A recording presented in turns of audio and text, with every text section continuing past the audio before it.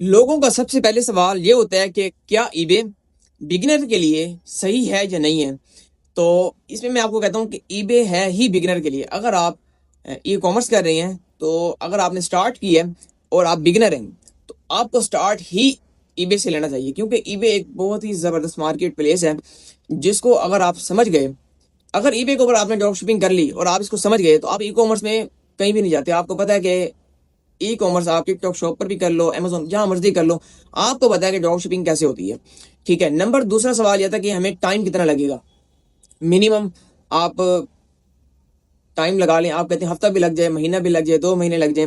ठीक है। मेन चीज होती है कि उसको सीखना, समझना और कंसिस्टेंसी के साथ आपने उसके ऊपर वर्क करना होता है।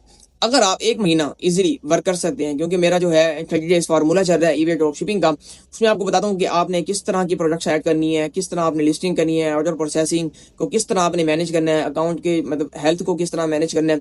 तो 1 महीने के अंदर आप लोग इजीली इतना बन जाती हो कि आप अपने अकाउंट्स को रन कर सको। तो अगर आप ईबे ड्रॉपशिपिंग में आ रहे हैं, तो पहले उस चीज़ को समझें, सीखें। ये बिल्कुल ना समझें कि आप आएंगे कोई भी प्रोजेक्ट से लिस्ट करके सेल करना शुरू कर दोगे, ऐसा नहीं है। अगर आप कहीं जाते हो तो अगले बंदे के भी असूल होते हैं, तो इस तरह ईबे के भी असूल हैं।